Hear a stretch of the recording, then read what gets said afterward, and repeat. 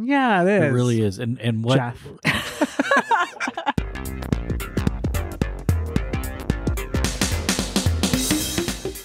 Hello, everyone, and welcome. We are Irenicast, a group of folks leaning into our progressive Christian imagination. I'm Bonnie. I'm Casey. This is Rajeev. And I'm Jeff. On the first and third Tuesday of every month, We provoke conversation for shifting perspectives. On theology and culture. This week, we are talking about faith. And after our conversation, we will have a segment where each of us will share some faith songs, some songs that have gotten us through or have meant something faithful to us somewhere along the way. And we'll be making a playlist out of those faith songs. So, faith. We finished our series on Beyond the Binary of deconstruction and reconstruction, and we're leaning more fully into our progressive Christianity in this conversation. So we're just gonna have a conversation, see where it leads. Faith, what comes up for you when you hear the word faith? if you just close your eyes and lay your hands on somebody. Right. I mean, when I think of faith, I mean, initially the first response is, you just have to have a little bit of faith. I mean, for me, I know that my understanding of faith has evolved over time. The more clear I get about what my definition of faith is, it gives me some freedom to not live into some of the rigidity of, maybe past selves. So Faith and reason always show up for me at the same time. yeah, that's good. There is an immediate relational tension in good ways. So if someone talks about reason and logic, I'm like, okay, there's the faith thing that comes into mind, or someone's like faith, immediately think about reason and logic. And I'm not sure how to extricate the two entirely, although I recognize there's times where one has its place and can stand on its own, and times when the other does. But more often, it's a relationship between that I find the most sustenance. That it's interesting that you say that, Rajeev, because for me, I feel like the word faith has been co-opted and intermingled with dogma and doctrine. Yeah. And I just, for me, I have to separate those two things because, typically when someone says, what's your faith? What's your faith? They're really asking, what do you believe? What's your theology? Are you right? Are you wrong? Even, right or left, progressive or evangelical, I feel like that's kind of the underpinning of faith. And for me, when I think of faith, it's like this holding place for things that I do not yet understand. So the language that I use it's loose and pliable and open to other perspectives, to who I'm hearing, what I'm reading. And I think that's kind of, right now at least, where I've landed with faith, to try to almost undo it from logic, because logic even then has its own biases and all that kind of stuff, and what people consider logic. Yeah, that was another question that I was, wondering about just as we were talking is even the faith as a term, is it tainted? What do we do with the term faith?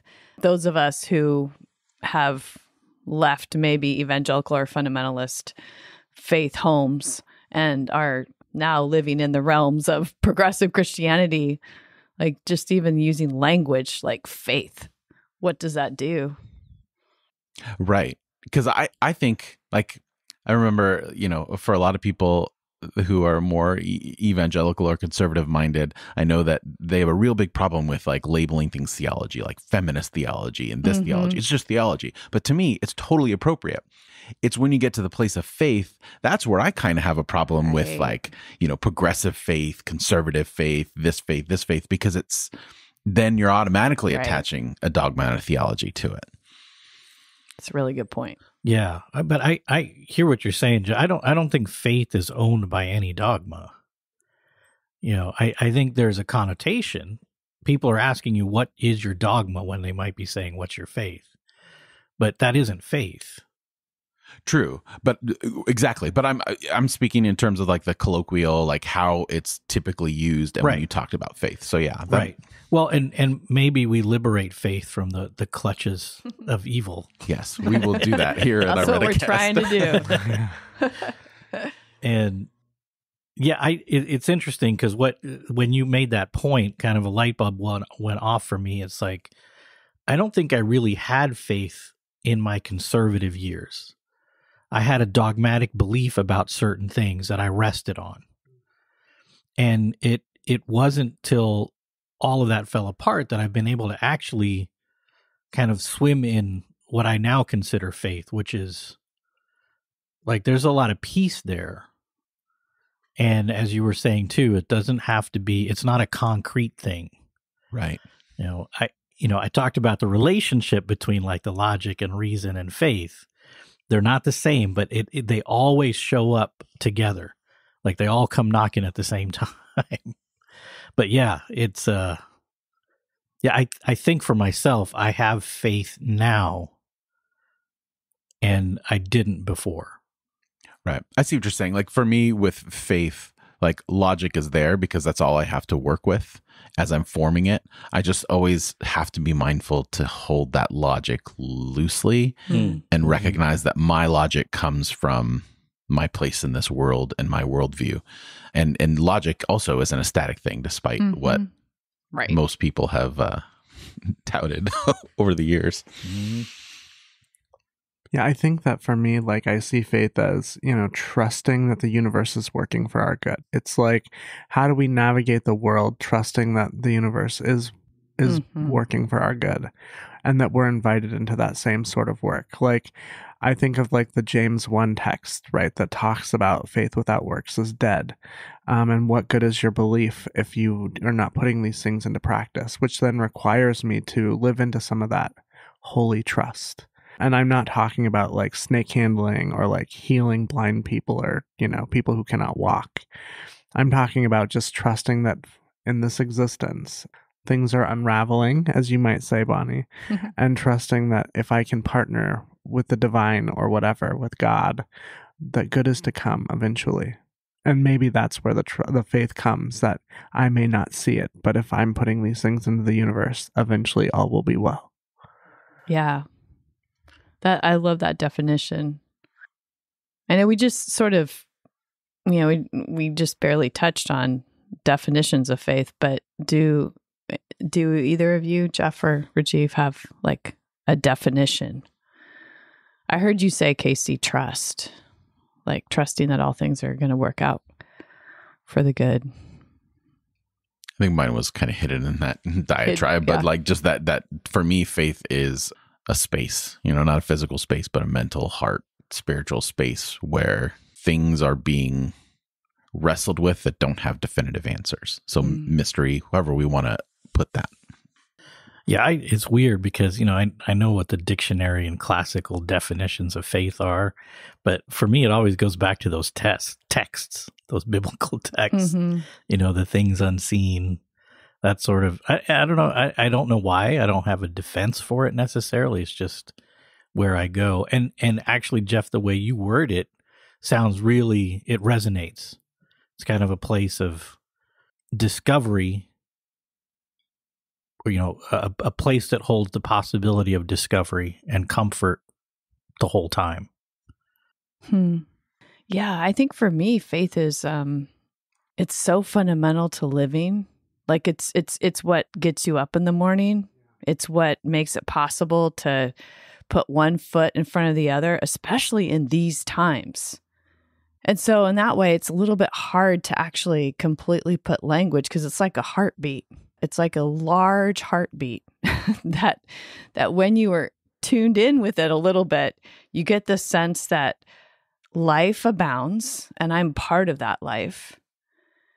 And that's what matters. Like I have a place in the family of living things, and what that means and how that's going to work and who I'm going to be responsible to and for and whatever. All of those things are sort of peripheral to this understanding that I have a place in the family of things.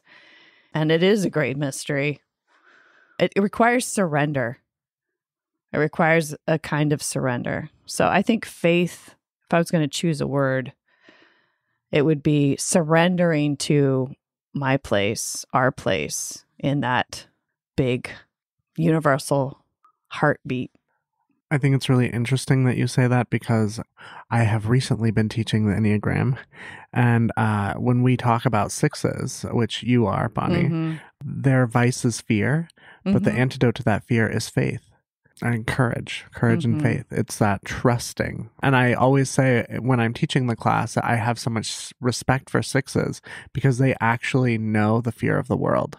Sixes wake up every morning well aware of every possible thing that could go bad. They've thought it through the night. And they still choose to get up and go to work, get in a car. And so when you're saying, like, I am a part of the universal family of things or something, that is stunning. That is beautiful.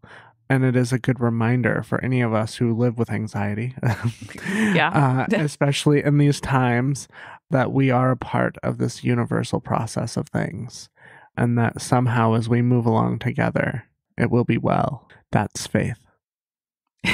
Yeah. So what does it have to do with Christianity? Well, when we prepped for this conversation, and I was thinking, well, what is my definition of faith? I went to the Bible, because I know we're doing progressive, and I know for some of you listening, that's like, they're cringing. But and I think maybe eventually we should just kind of revisit the whole Bible issue in general. But I went to Hebrews 11, right?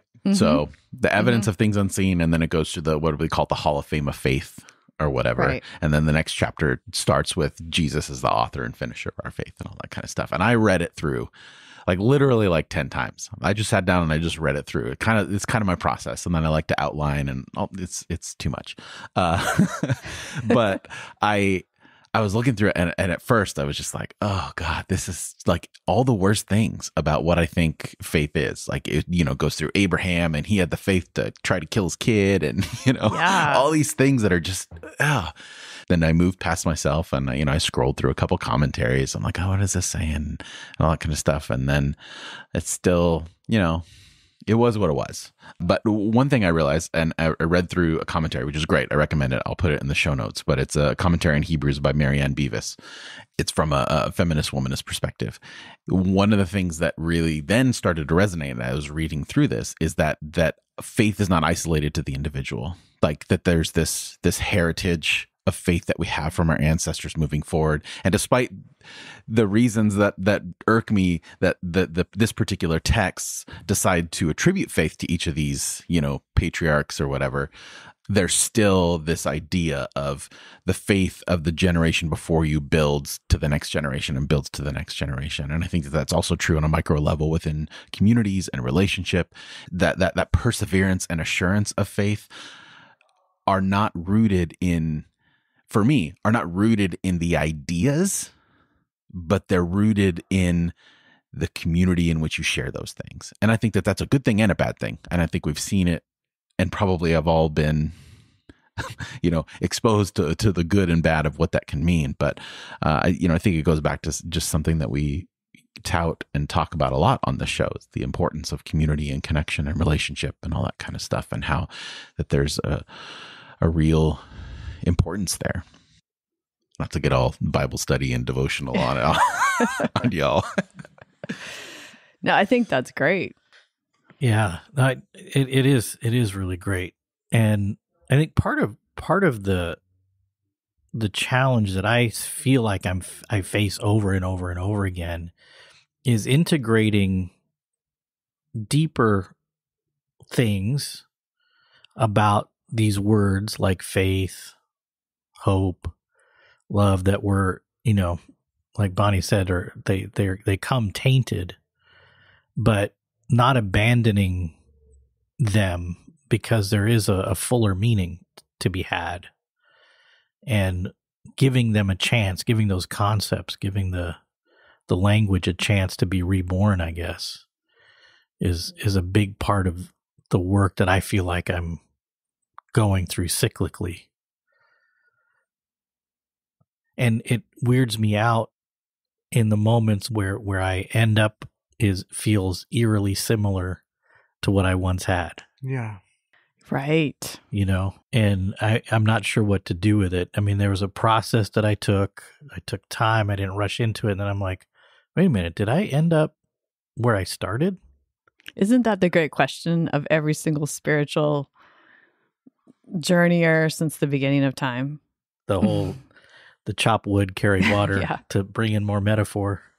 Right. Well, it's the essential story hero journey, right? And so you always end up back where you were, but now you have new tools and new perspectives. Right.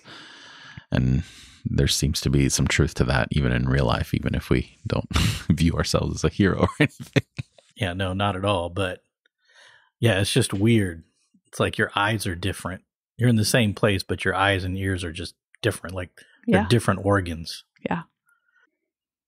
Are you about to say something, Casey? I am, but I'm trying to formulate. I'm like enjoying this tree. It's hard, right? I mean, to put language on some of this is tricky because it's there and it feels familiar, but it's still really hard to describe. Yeah, and I think there's a real invitation in what we're talking about today, because I do think that for any of us who have had this journey or whatever, and faith was about dogma or faith was about snake handling, you know, I mean, honestly, I'm just using that as like when you return or when you find yourselves in moments where there is a need for you to reach for faith, or it feels like you're reaching for something that once was, but you don't know how to navigate those feelings, what do you then do? You have different eyes now, right? Or you have different ears to hear. When you have this experience, how are you able to process that? You know, is sort of the thing I'm wondering about in this moment. Because I think the option is either try something new or throw it away, because all of these feelings are going to bubble up. There are these moments where you're going to feel yourself wanting to lean into that. And your first response might be, oh, shit, I gave that up a long time ago. But with this process that you're inviting us into, or the reminder, at least, Rajeev, is to say, I'm not there. So how then do I navigate this? What gift does this faith I have inherited still have something to offer me in this moment? Right. I think for me, if I go to the Bible to think about faith or to look for faith, one of my favorite stories of faith is the story of Jacob and how he wrestled in the middle of the night with this, we don't know, some enigmatic figure that appeared out of nowhere and was really strong, apparently. But, you know, what was going on around in Jacob's life was he had like wronged his brother. Like he had left home, maybe with thoughts that he would never return. And he had cut off relationships. He had done some bad things to harm relationships. And he was like, I'm out of here. I'm probably never going to have to see these people again. I'm just going to go do my thing. And then because of a set of circumstances, he needed to circle back home again, which meant he was going to need to have a face-to-face with his brother. And it really terrified him, partly because of the things that he had done, but also just the whole circumstances of the leaving and the relationship and, you know, their parents and all this stuff, all this inheritance stuff.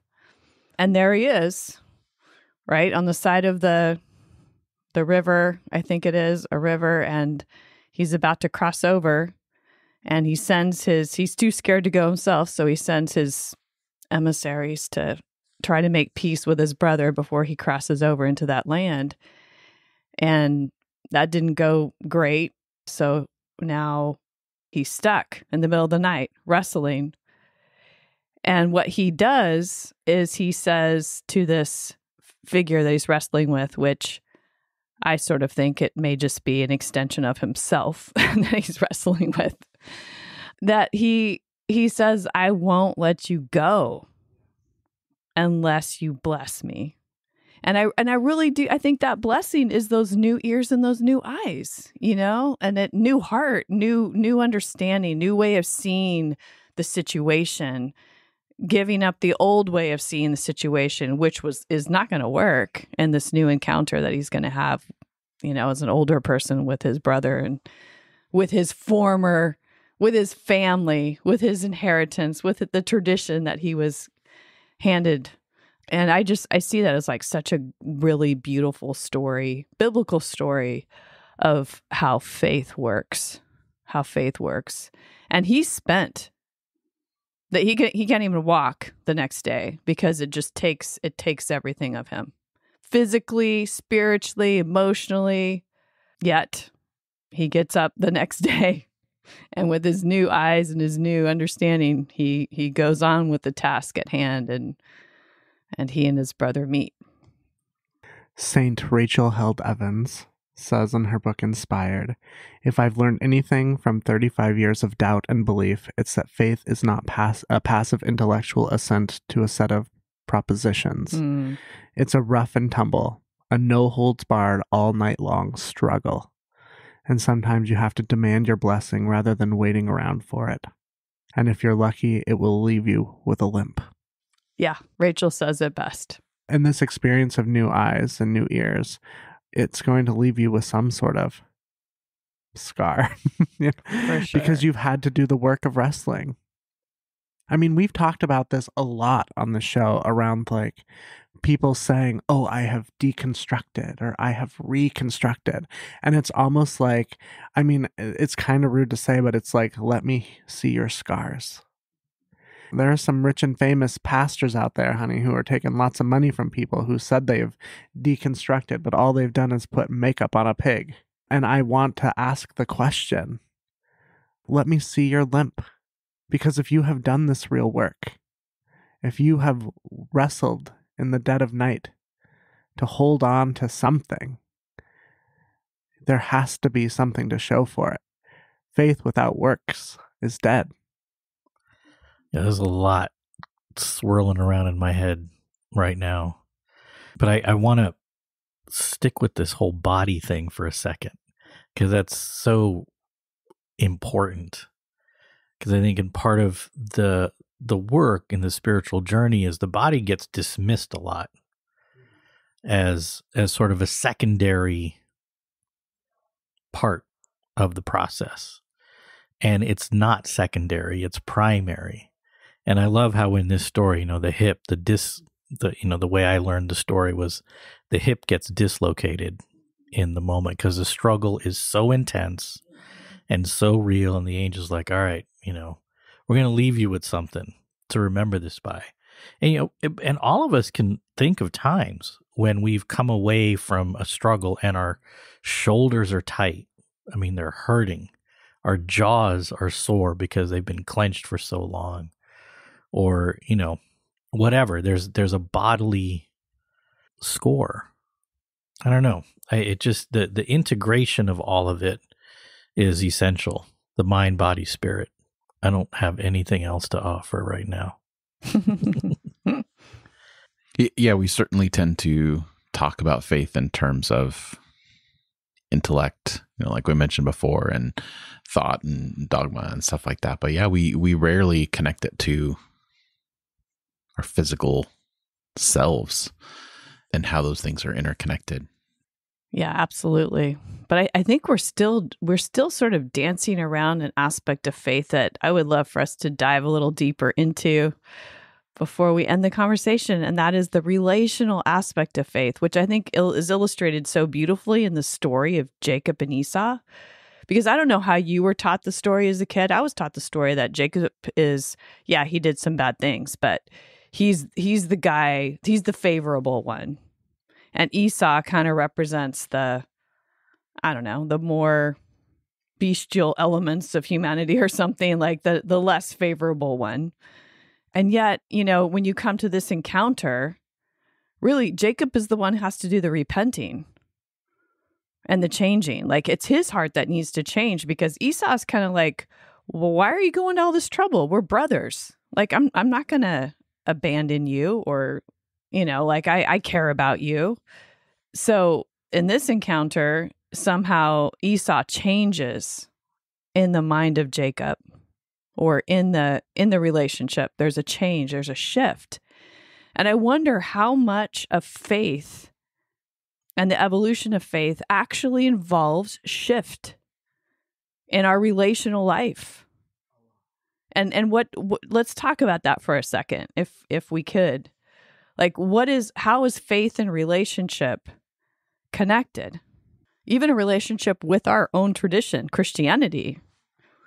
I sometimes say that I feel like what makes the Bible a sacred text isn't who wrote it, isn't how it was formed, but the relationships within the text that are evolving. That people have to change in order to be in relationship with other people. The conversation always ends up in this place of, well, I guess God loves you too, right? I guess we have to be neighbors. And that's what makes it so important to me, the evolution of people who are beginning to broaden their understanding of what it means to be beloved, and who gets to be in the in crowd, who gets to be welcomed to the table. And there is some faith there. There is some mutual trust that has to happen in order for you to come to the table, in order for you to sit there. There is faith that something good is in you. And, well, I seem to already know that there's good in me. So I guess, maybe you can be here too. But that's what makes these stories important for me. It is an evolution of how people are seeing the world and to whom God is favoring. And then we get to this place where it's everyone. It's the world. Go into the world. There's no one you need to be afraid of any longer. There is nothing that is not holy. That is faith. The communal aspect of it is really important, because changes in faith changes relationships. It's just a reality. And there's ripple effects no matter how you look at it, because none of us are in isolation. This is a super silly, superficial example that, may or may not make it in the final cut. But there's a place that I love to go that we went with Jeff. And Jeff had a terrible experience there. Actually, twice. He gave it his second shot. Twice, yeah. And so, I can't go there with Jeff anymore. Yeah. Because it'll ruin it for me. And it's not Jeff's fault, because I witnessed him having a terrible experience. I'm like, the very fact that you still go there. Yeah, I mean, that he gave it, he gave it a second shot. I haven't actually been there since because the pandemic hit. But it's that's the thing. And like what Casey's saying is even thinking about going back there, it's well, am I going to betray my friendship with Jeff to go back to this place that has, because he's lost faith in the place for legitimate reasons. Mm-hmm. My experience is different, but the relationship, it's actually kind of a thing in my thought process is well, can I actually go back there? Mm-hmm. I could go and just not tell Jeff I went. Well, I think that's a good example, but to put you at ease, I feel third time's a charm. I'm always willing to give it another shot. All right. And I feel the first time it was they have a patio. So the first time it was just me, and then I brought my kids along, and then this third time I'll bring the whole family along, and then if it doesn't work, then yeah, if you go there again, we're done. Then it's personal. But I think that that's a good illustration is how our relationships affect the things that we do and how we interact. And I think even how we view a story, a narrative between that relationship, Bonnie, you talking about Jacob, and to me, the text itself, just taking the text for a literary piece of work, it clearly sets up Jacob as the villain. That's the whole narrative thrust. To interpret it any other way is disingenuous to just the structure of it. And then that moment in the desert of wrestling with this being, or wrestling with himself, or wrestling with God, whatever it is a conversion moment. Like, right? It's him changing from one to the other. You're supposed to look at him here. Here's his redemption moment. And then you see the evidence of that with how he chooses to then respond to Esau, like running to him and putting himself in a place of, submission where he had not put himself with either his brother or his father-in-law before that. And I think that it's interesting that a certain faith perspective, regardless of where Jacob is in that story, is still viewed as the hero, despite how he's not supposed to be. And I think that even our perspectives on how people act,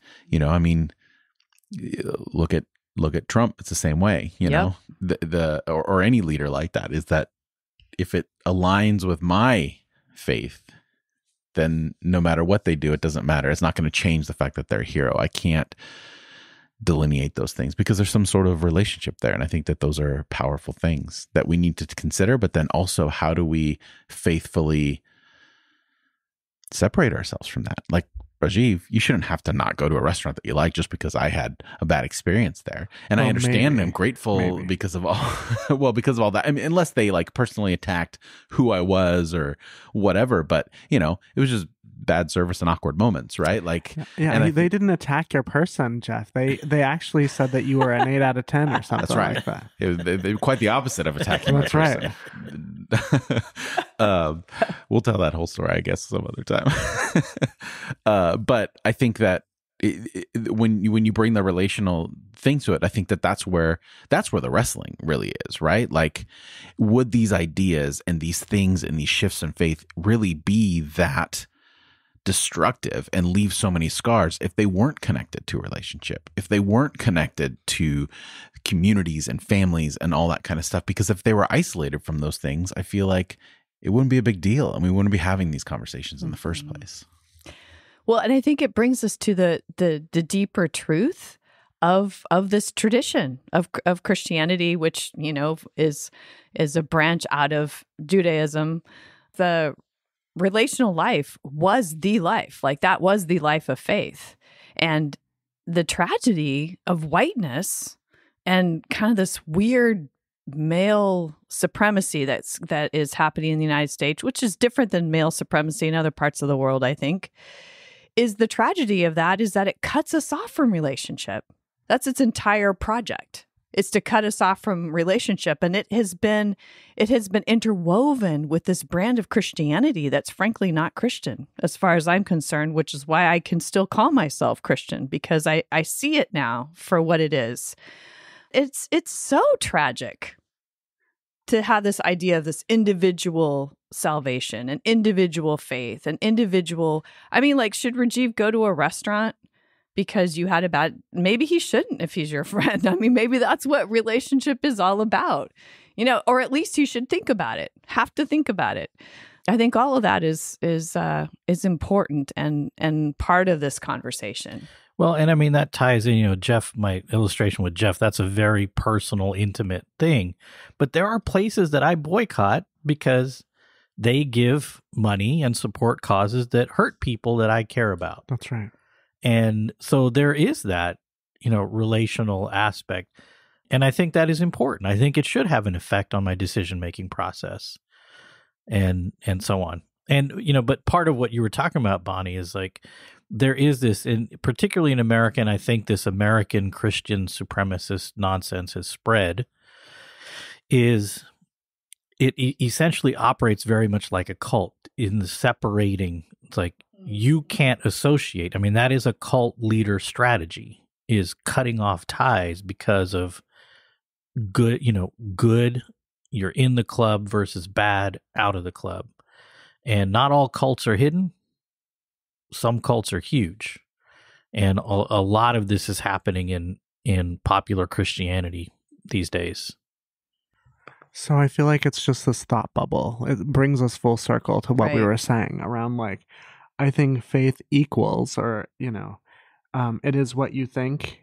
It is informed by the community in whom you care about. And it is then your response to all of those things, right? Like, I mean, again, back to James, if you're not living out what you're experiencing in relationship and what you know to be true in your heart, then what's the point? You can say, look, you cannot be a Facebook warrior and equate it to faith. If you're just throwing things on Facebook all day long, Right. and you're not living these things out, you're not letting it leave you with a gimp, then what are you doing? Is there even a neat way to tie up this conversation? Well, I think it's a good time for us to think about closing thoughts. Even I feel like even in this conversation, my ideas around faith have evolved. Like in this last span of time, because of this conversation, I now think about faith in ways that I really hadn't thought about faith. So thank you for that. Any other final thoughts? Not really. I feel like I'll be unpacking this conversation for a while, though. Yeah. I feel like if I give any more thoughts or throw anything else out there, it's going to end up being like a 8-hour long episode, because I think there is a lot to unpack for sure. Well, we'll be able to speak to it more when we do our segment in a few minutes. We really want to hear what you have to think. To add your voice to this particular conversation, comment on the show notes at irenicast.com/189. In the show notes, you'll find relevant links and a complete list of all the ways to add your voice to the conversation. And if you haven't already done so, please consider joining our email list. Joining our email list is the best way to keep updated on all things Irenicast, including our next intersections, which is happening in this winter. It'll be taking place on Thursdays, February 3rd through March 10 at 7 p.m. Pacific time. You can find a link to subscribe in the show notes at irenicast.com/189. On the other side of the music, well, we will share some of our thoughts on music, faith music. We'll be back.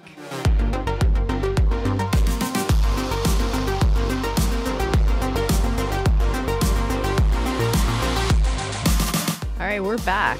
And we're back with some of our favorite faith songs, which we're each going to share 4 faith songs. And then we are going to have a playlist available for you to download in the show notes. So hopefully when you're feeling like you need a little faith, this playlist will bring you back to faith. So who wants to go first? Should we share one at a time? Yeah. Okay. One at a time, and we get to all sit around the table today. So let's just go round robin, starting with Rajeev.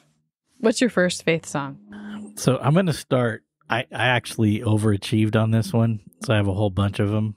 So I'm going to start with like the poppy ones from way back, and then I'll share. Pick your favorite though, and then we'll do an honorable mention segments. So like, okay, do your top 4. Okay, so the most meaningful, so I'll start there, is "Amazing Grace," Aretha Franklin's version. I'm gonna start with the most humorous, which is "Jesus Take the Wheel."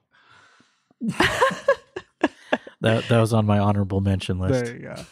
I'm a little upset that that made the list and that I have to listen to that. Don't worry. I have a whole great list, Jeff. For you. I think maybe I put too much like extra thought into this and maybe blew it up. My first one is Dock of the Bay by Otis Redding. I think there's a lot of faith in wasting time, in like sitting and just being. And that's probably the aspect of like faith or exploring mystery that I struggle with the most. So I just love how that song, not only the lyrics, but just the way it feels and his, voice modulation. He never really goes all the way like he can. And it's just a perfect song. Like you can't listen to that song when you're busy. Right. Because it will ruin it. It slows you down immediately. It does. Mm-hmm. That's a great choice. Well, my pick is Landslide. Are you serious? Do you have that on your list? Yeah, I sure do. Yeah. Well, it's because we great minds, That's Casey. right. Exactly right. But I mean, that to me, that's just like so emblematic of faith. That is so awesome that we both have I know. Who's that by? Fleetwood Mac, Fleetwood right? Mac. Duh. Yeah. Yeah. Maybe I'm not thinking it. Oh, no. Okay. I got it. Yeah. The I got Chicks I do wanna a great sing version but of it I too. won't. Yeah, that's true. The Chicks that do a great version. I think it's been covered by several many bands. So many. Because Because Stevie it's Nicks. such a It's so great good. song. But yeah. Now it's playing in my head. Go ahead, your turn again, Rajeev. So another oldie for me, because I go to some of the old stuff.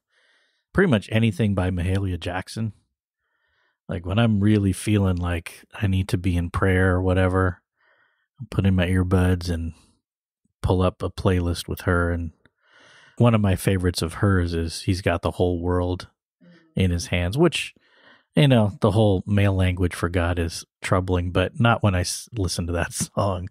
There's something very transcendent about it. So Mahalia Jackson, anything by her. I'm going to say I Hope You Dance by Leanne Womack. Oh, Casey, you're going all out. Bonnie took my best one, so now all you get is the rest. Sorry, Jeff. I This like is going that to be one. a very interesting playlist. Why? Why that one, Casey? The intention of like, I hope you see the world in this way.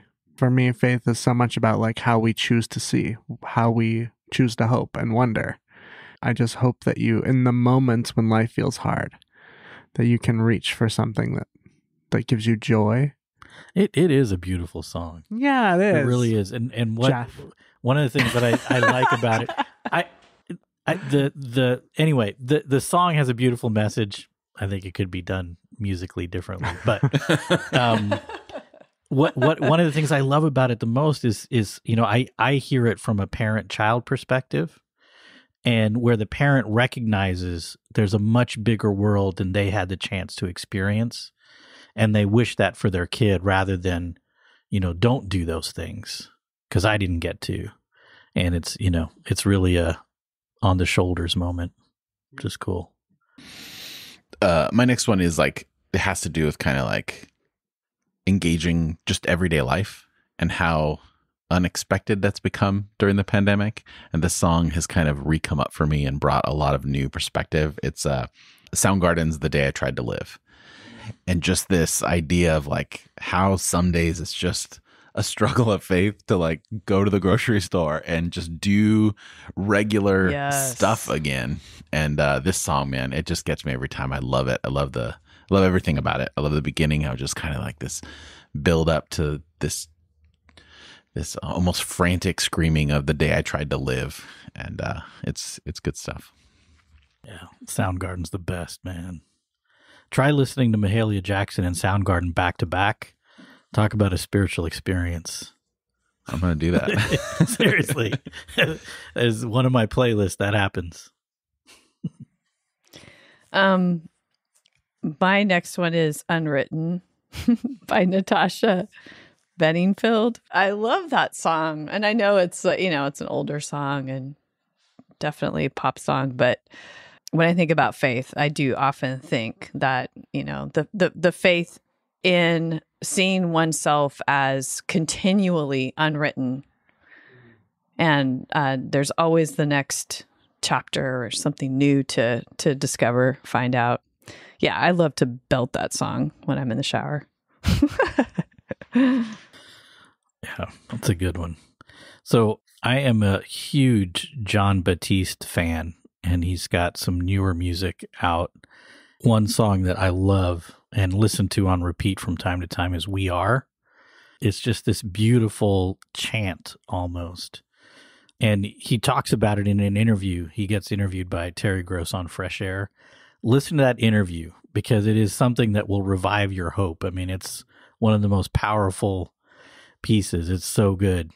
But he says We Are is a question and an answer. It was born out of the Black Lives Matter movement because he would show up and do music to help people kind of hang in there and inspire and bring people together. So it's a great song. We Are by John Batiste and anything he does. My next song is Ironic by Alanis Morissette. Oh, I love that one. The piece about life having a funny way of sneaking up on you when you think everything is okay and everything's going right, and life has a funny way of helping you out when you think everything's gone wrong. Mm-hmm. It's one of my favorite albums of all time. Jagged Little Pill just almost doesn't get better than that. It's a good one. Yeah, For real. absolutely. So kind of related to our conversation, the idea of like relational and stuff like that. I think there's there's a space. All of us obviously coming from very specific evangelical backgrounds, there's still familiarity to that can spark something. And there's this song, Somewhere Only We Know by Keane, where it's just like walking with someone to a place that is familiar for both of you, and how comforting that is, but also how necessary that is to move to something new and so different. It's one of my favorite songs of all times, but like when we're talking about faith, it was the first one that came to my mind when we were thinking about kind of this segment. I can't wait for this playlist. I'm like so excited. We're only halfway through.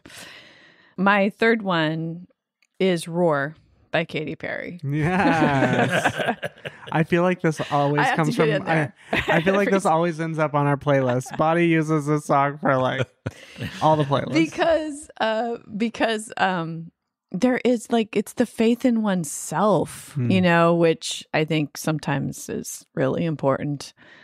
Living out of our true authenticity is faith. My cousin, Tom Persaudaro, is an incredible folk singer songwriter, and he's got a song, This Is the Year of Losing Things, and I love this song. I mean, it's so powerful, written last year, and it's an acknowledgement that faith should not be blind. Because so many times it's just like, oh, everything's rosy, all things work out for the glory of God or whatever. He's like, no, sometimes things suck. And you acknowledge the pain and the hurt, and you still have faith in yourself and one another, and you move on. This is the year of losing things. Check it out. It's really good. Well, my last one will be Everywhere by Tim McGraw. Casey, I think this is... You're really pushing Jeff today. For those of you listeners that don't know, I despise most country music, and Casey knows this. Casey knows this. I guarantee you Jeff will not want us to do playlists after this. I have the skip button. Although that would be disingenuous to the heart of this exercise, just to hear from someone else's perspective, as wrong as it may be. Okay, so my final one for this list is, I feel like one of the biggest stumbling blocks to faith for a lot of people is, I don't know, the best way to describe it is like celebrity culture, like that. So I put Cult of Personality by Living Colour. Oh, yeah. It's just like but putting faith in people and systems as opposed to like, like what we talked about in the conversation, like a place of mystery and is pliable and stuff like that. And I think that this one really speaks to me in terms of like reminding you, where's your faith? Is it in people? Is it in stuff? Mm-hmm. That's a great one. I'm so old. I got to see them live. I'm very jealous. Of course, you have to like say twice. that every single time they come up. I love Living Colour. Yeah, they're so good. All right, my last one. I'm not exactly sure who the art. I mean, I need to do more research to find out who the artist is. You all might know, but it's the song "Hold On." I don't even know. I don't even know exactly. Alabama Shakes. Yep. Okay. Brittany Howard. Oh, God, Howard. I just Oh my love gosh. that Brittany song. Howard's so good. Just Jesus, like absolutely. it just comes to me, and I can just feel my body, needing the song, drinking the song like water. So, it just That was one of my favorite mentions. That's a good one. And talk about channeling the ancestors, right? Right. And her voice Right. and the lyric. It's Right. there. It's all there. I'm curious though, Rajeev, what are some of your honorable mentions? Okay. So my honorable mentions, Casey might appreciate some of these. I went way back and I picked the obvious Faith by George Michael. I was wondering if someone was going to put that on the list. Again, another way back, Like a Prayer by Madonna. I did have Jesus Take the Wheel on that. Go. And then this one I really do enjoy as well. It's not super deep, but I really enjoy it. It's Pray Enough by the Wood Brothers. So it's kind of a blues, country, rock revival band. They're great. They do a lot of old stuff and then some of their own original stuff. And I think we have a couple of faithful listeners that are big Wood Brother fans too. I have an honorable mention that I would like to add. which is Another Day from Rent. Oh, right. Okay. Mm-hmm. Nice. My honorable mention, one of them was Bonnie mentioned, is actually on the list. The Hold On. It's such a good song. And then I had Faith also, just because for fun. Just I just wrote it down. Like, it was the first thing I wrote down. I was like, yeah. And then I still haven't found what I'm looking for. You too. Yeah. Oh, It felt a little too on the nose to kind of make my official list, but it was there in the background. Yeah. Yeah. Oh, yeah. These are so good. So good. Have you heard the choir, the version that they do with the gospel choir? In Rattle and Hum? Yeah. Yeah. That's the best version. Yep. Absolutely. Well, now you're probably already starting to listen to this playlist, but if you're still here, that will do it for this week. We are excited to announce another Intersections coming up on February 3, Thursday nights through March 10. And if you would like more information about that, join our email list, which you can do on Irenicast.com. If you enjoy Irenicast and would like to join the work that we are doing, please consider donating to our PayPal link at Irenicast.com/PayPal. We are committed to keeping the show free for listeners, but there are costs involved, and your financial support helps us tremendously. That's Irenicast.com/PayPal. Irenicast is a nonprofit organization, so your donations are tax deductible. And you can support the show by simply making sure that you follow the show wherever you listen to podcasts. And if the platform allows it, leave a rating and or review. So for this week, I'm Bonnie. I'm Casey. This is Rajeev. And I'm Jeff. Thanks for joining the conversation.